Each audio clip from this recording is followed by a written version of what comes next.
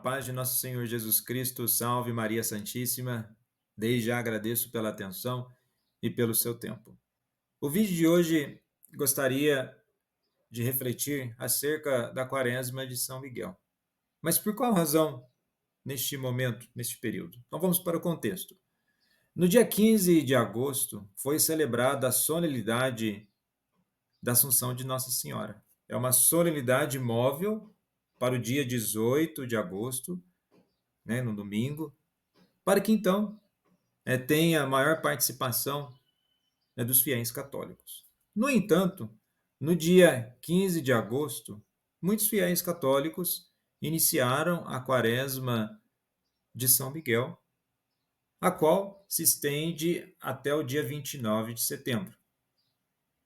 E veremos os motivos históricos aí da tradição franciscana, por qual razão dia 15 de agosto e 29 de setembro. Também nesse vídeo eu vou comentar acerca de duas postagens de um padre e de um religioso da Igreja Católica acerca da Quaresma de São Miguel. Uma tentativa ali de desqualificar ou generalizar que as pessoas que estejam fazendo a Quaresma de São Miguel, elas estão numa superficialidade. Isso não faz sentido, mas veremos isso na sequência do vídeo. Antes de continuar, eu peguei um vídeo do canal do Padre Francisco Amaral, exatamente comentando acerca da espiritualidade da Quaresma de São Miguel, e numa relação com o estilo de vida. Então vejamos. Existe uma verdade a respeito da Quaresma de São Miguel Arcanjo, que é o seguinte: a Quaresma de São Miguel Arcanjo não é simplesmente um compêndio de orações que nós rezamos, não é simplesmente um jejum que nós fazemos. Tudo isso faz parte da Quaresma de São Miguel. Mas a Quaresma de São Miguel Arcanjo, esses 40 dias que começaram ontem e vão até o dia 29 de setembro, é sobretudo entrar em um estilo de vida. Qual estilo de vida? Estilo de vida de combatentes. Assim como São Miguel Arcanjo combate contra o poder das trevas, nós também somos chamados a combater o mal. Combater o mal na nossa vida, combater o mal nas nossas famílias, combater o mal dentro da nossa igreja. Por isso que nós entramos em um combate. E olha, você sabe que um guerreiro, um cavaleiro, um soldado, ele precisa de treinamento. Seguindo a linha de raciocínio do Padre Francisco Amaral, então o exercício espiritual, ou a Quaresma de São Miguel Arcanjo, é um estilo de vida. E qual que é o estilo de vida do cristão? Oração, penitência, jejum e caridade. E ao citar caridade aqui por último, não é que ela seja a menos importante. Na verdade, todas essas realidades elas se complementam. E podemos fazer a seguinte pergunta: o cristão católico é obrigado a rezar ou a participar da Quaresma de São Miguel? Evidentemente que não. Você não é obrigado. A única obrigatoriedade de participação em uma Quaresma, a Quaresma pública e oficial da Igreja, é aquela a qual nos preparamos para o quê? A Páscoa, a ressurreição de nosso Senhor Jesus Cristo. Agora, a chamada Quaresma de São Miguel Arcanjo é uma devoção privada que passa pela sua decisão e opção. E vejo que é algo muito justo e lícito trazer isso para a caminhada cristã. Não é algo oficial, não faz parte do calendário litúrgico da Igreja Católica. Repito, é uma devoção privada, é um exercício espiritual. Podemos relacionar com a ascese cristã, ou seja, que é a elevação do espírito, o enriquecimento. E vejamos, qual que é o problema de rezar mais, jejum, penitência e caridade? Não há nenhum problema nisso. E alguns apontam que nessa devoção que nesse exercício espiritual da Quaresma de São Miguel não há caridade. Há sim. Aí aqui vem a orientação. Quem está fazendo a Quaresma e não está realizando obras de caridade, reveja a forma que você está fazendo. Porque não é apenas um ato privado só para você. Toda manifestação de enriquecimento espiritual, sim, traz a dimensão da salvação pessoal, mas nós não somos seres isolados aos quais pensamos somente em nós mesmos. A manifestação da graça e da glória de Deus em nossas vidas nos transforma para que então essa graça e glória seja manifestada em nossas atitudes. As virtudes devem ser enriquecidas constantemente por práticas espirituais. O que nós chamamos no cristianismo de ascese, que é uma elevação do espírito na busca constante pela santificação. E o que é interessante na Quaresma de São Miguel, que tem as práticas espirituais, o modo, de se fazer, embora, aqui é importante destacar isso, que não tem uma regra, ou por assim dizer, um rito sequencial, dizendo o que está certo ou errado nessa Quaresma de São Miguel. Mas alguns pontos, modos, maneiras de observar, devem estar incluídos para que, de fato, você tenha esse exercício espiritual bem praticado.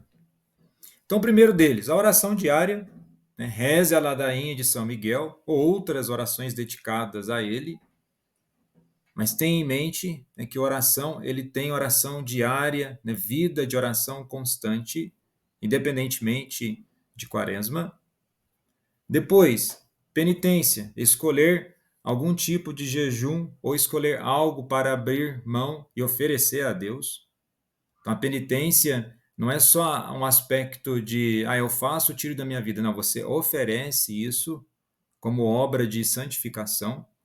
E uma outra obra de santificação, que aí é o terceiro aspecto, é a caridade.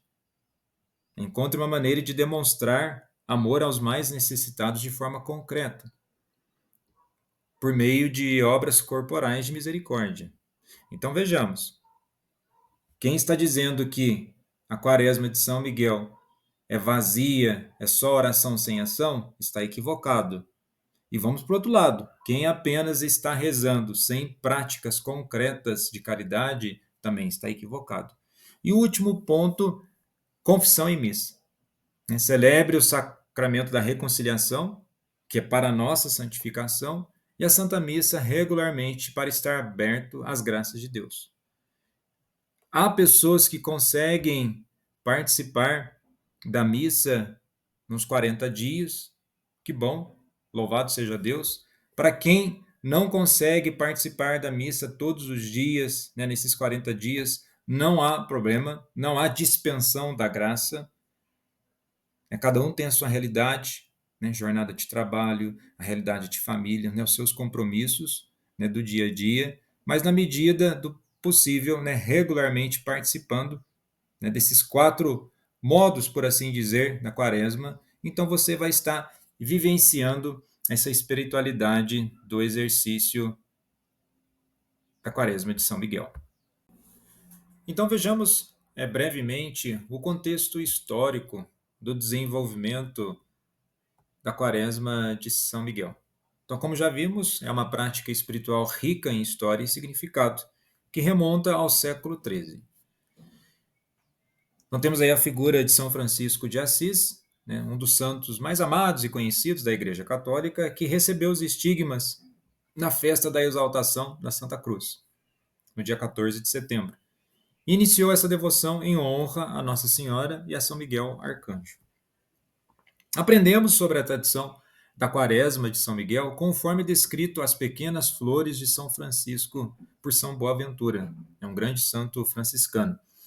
Semelhante à Quaresma antes da Páscoa, a Quaresma de São Miguel é um período de 40 dias de oração e penitência que começa na solenidade da Assunção da Bem-aventurada Virgem Maria, no dia 15 de agosto, conforme eu mencionei, e termina na festa dos santos arcanjos, né? São Miguel, São Gabriel e São Rafael, no dia 29 de setembro. Então é o tempo de devoção, né? E uma oportunidade para os fiéis renovarem sua fé e crescerem em união com Deus. E no contexto da tradição, São Francisco ele tinha uma grande devoção a São Miguel Arcanjo. E ele viveu esse período de 40 dias com profunda reverência e espírito de penitência. Na verdade, aqueles que tiverem a curiosidade de ler um pouco mais sobre a vida de São Francisco, né, boa parte dos 365 dias do ano ele vivia em penitência. Algumas pessoas querem contextualizar isso dizendo que essa era a mentalidade espiritual da época. E eles colocam essa contextualização numa tentativa de desqualificar, dizendo que isso já não é mais importante para os dias de hoje.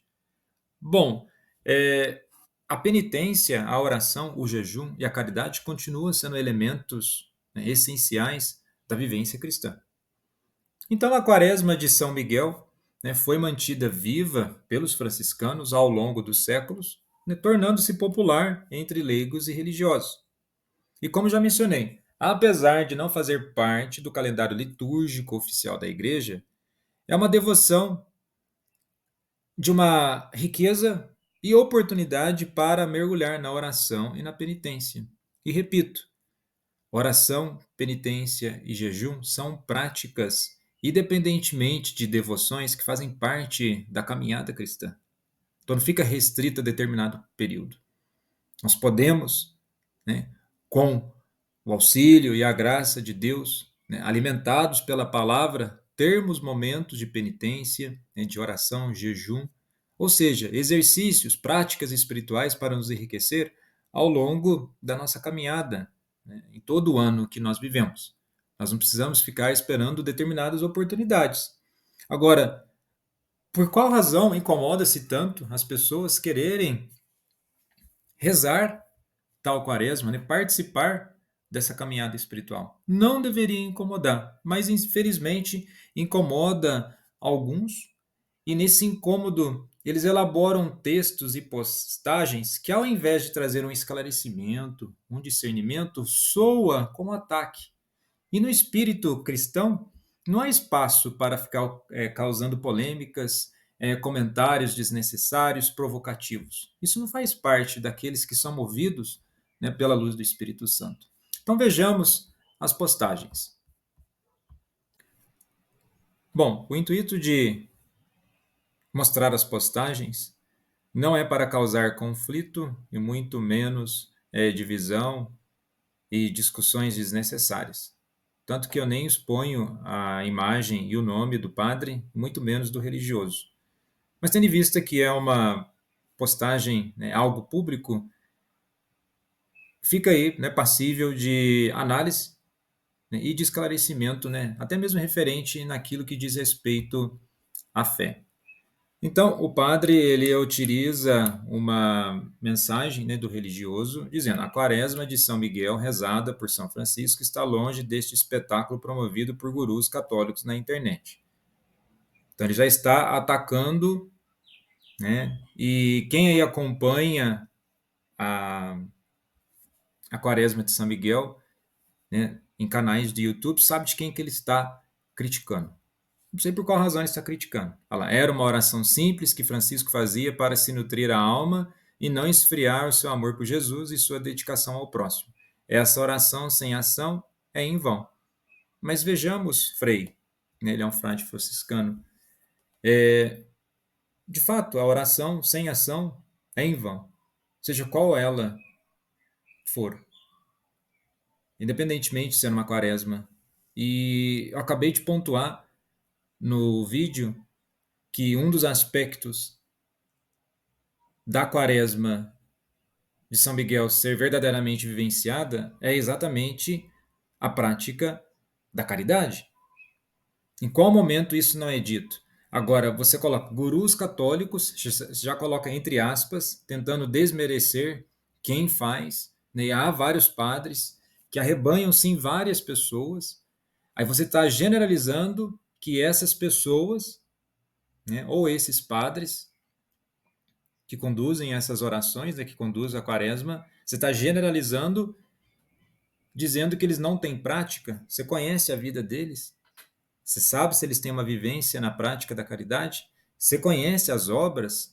Ah, e é interessante quando você cita em questão de obras, porque muitas vezes diz assim, uma fé sem obras é morta.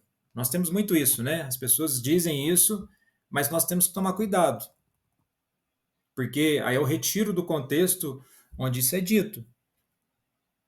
Olha lá, a fé sem obras é uma fé morta ou em vão, porque falta de obras revela uma vida inalterada ou um coração espiritualmente morto. Então você não pode generalizar que essas pessoas que estão fazendo a quaresma, você não pode dizer que elas não estão tendo um coração transformado. Você não pode afirmar categoricamente que a vida delas é inalterada. E, novamente, quando eles usam, né, a fé sem obras é morta, né, retirada do texto de Tiago 2, né, versículos 14 ao 16, né, fora do contexto, é uma tentativa, né, de criar um sistema de justiça baseado em obras. Mas isso é contrário a muitas outras passagens das Escrituras. E é muito também ao contrário daquilo que ensina a igreja. Aqui, na epístola de Tiago, não está dizendo que nossas obras nos tornam justos diante de Deus, mas que a verdadeira fé salvadora é demonstrada pelas boas obras.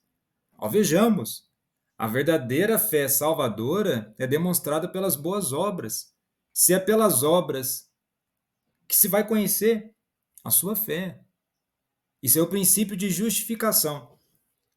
Aí você pode falar, mas justificação são coisas dos protestantes. Não, não, não. Justificação está nos elementos do princípio da salvação da fé católica. E de muitas vezes, e aí já eu vou para a postagem do padre, né, que eles gostam de ficar fazendo referência ao Papa Francisco. Vejamos o que o Papa Francisco diz sobre a justificação.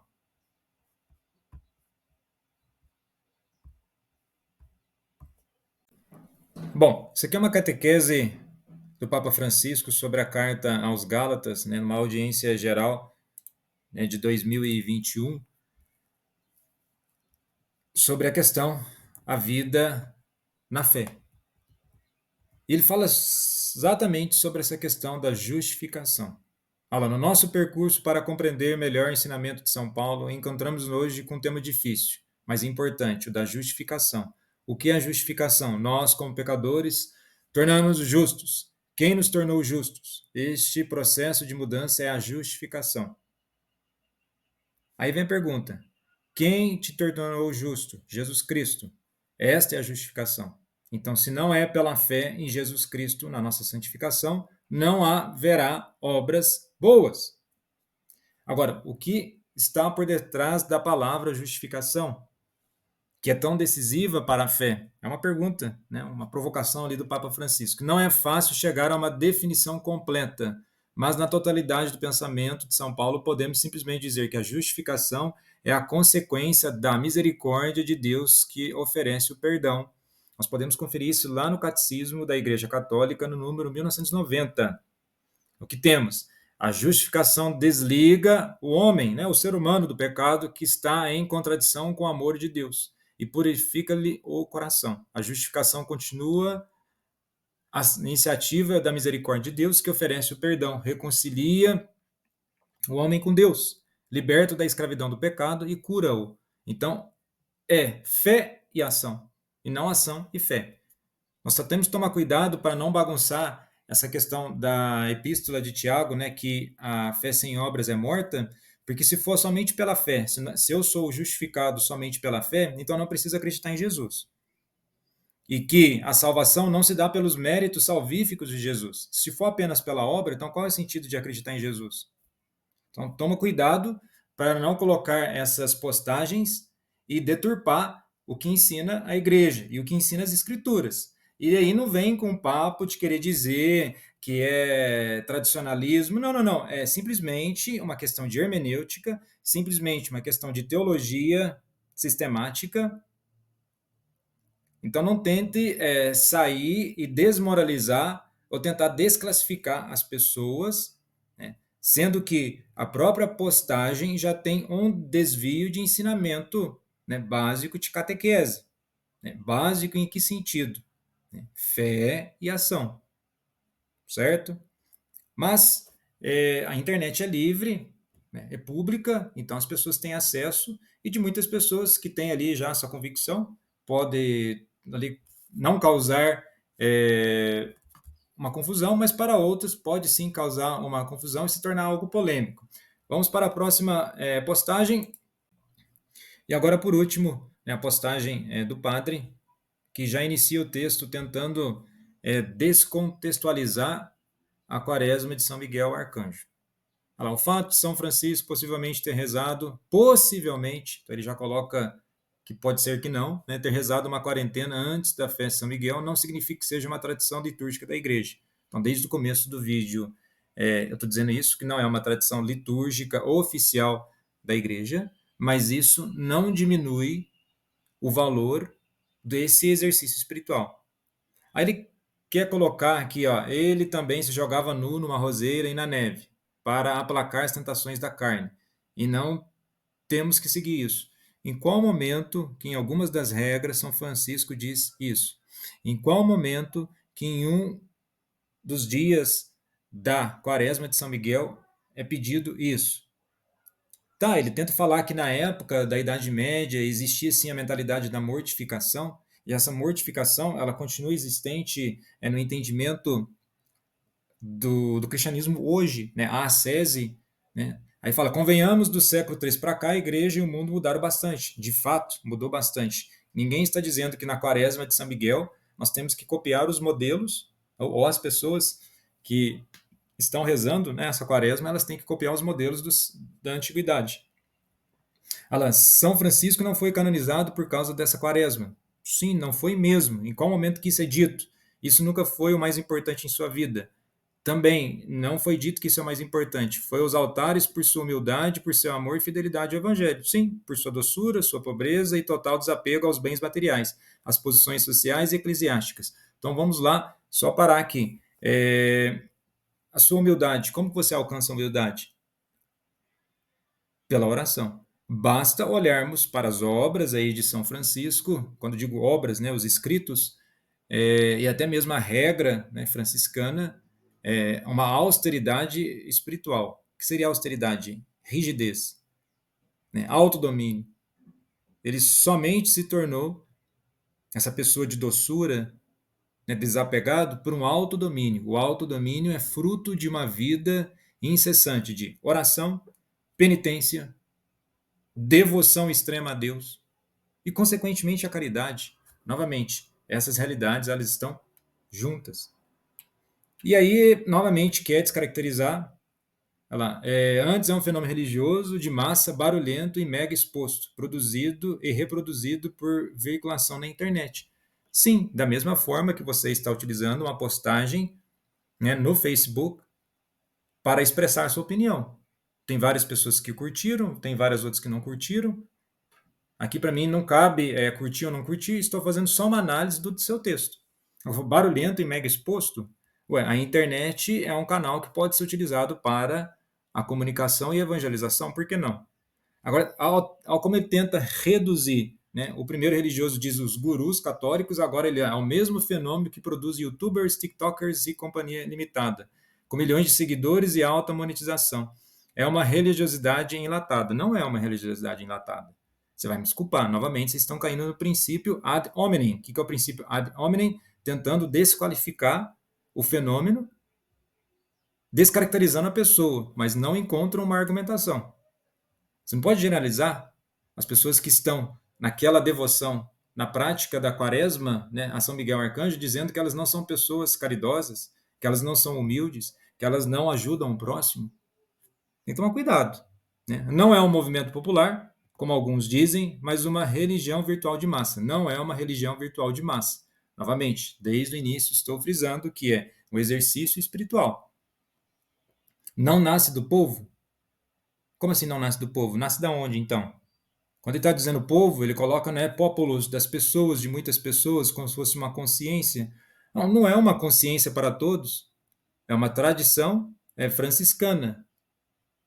Assim como há elementos contemplativos de outras ordens religiosas na igreja que servem e enriquecem a ascese cristã. Posso estar equivocado, mas pelo que ouço falar, junto com esse movimento todo, vem um discurso um tanto moralista, sectário, pré-conciliar e teologicamente retrógrado. Bom, aí se tem erros ou desvios, não quer dizer que o exercício espiritual em si ele está errado. Né? Se as pessoas não estão sabendo aplicar, né, você não pode simplesmente descaracterizar toda uma mentalidade, né, a importância de um exercício espiritual. Bom, ele faz a reflexão dele, né, eu gostaria aqui de concluir, né, mostrando que há aspectos, né, a serem interrogados, não vou entrar em mérito de tudo que ele escreve aqui, né, porque você teria que estender muito mais o vídeo, mas é isso. Né, nós não podemos simplesmente ir para as redes sociais de forma equivocada, né, e sem compromisso ficar generalizando as pessoas. Generalizar também não é uma prática cristã. Então, a conclusão é uma reflexão final aqui, tá? Toma cuidado para não ficar generalizando pessoas, né? As duas postagens de generalização, né? Rotulando as pessoas para desqualificá-las, tentando dizer que é uma superficialidade, né? Não faz isso. Também criar postagens para gerar polêmica, né? Você quer trazer um esclarecimento, mas você acaba atacando, né? Não faça isso. E uma orientação daqueles que já estão rezando, né, a Quaresma de São Miguel, que está até agora, né, assistindo esse vídeo, é sempre a cautela fraternal e cristã. A oração, né, e a ação, isso já está embutido, né, não esqueça, né, das boas obras, nunca. Temos a devoção, né, a devoção a Deus ela é estendida na nossa prática, né, das boas obras, né, as obras de misericórdia, e um elemento muito importante, a vida em comunidade. Muitas vezes as pessoas deixam de vivenciar momentos na sua comunidade, né, na sua paróquia, indo para outras paróquias só porque na sua paróquia não tem determinadas devoções. Você já parou, pensou, refletiu? Por que você não inicia? Se você acha isso tão importante, inicie na sua comunidade. Né? Pense na vida comunitária, pense na vida fraternal e não apenas no aspecto da devoção, né, particular, do enriquecimento para si. Sim, se enriqueça, mas leve isso também aos demais irmãos da sua comunidade, né, antes de simplesmente deixar de participar das coisas da sua comunidade, ou, quem sabe, você pode iniciar isso na sua própria comunidade, né, caso careça, né, de tais devoções. Agradeço imensamente pela atenção, paz e bem.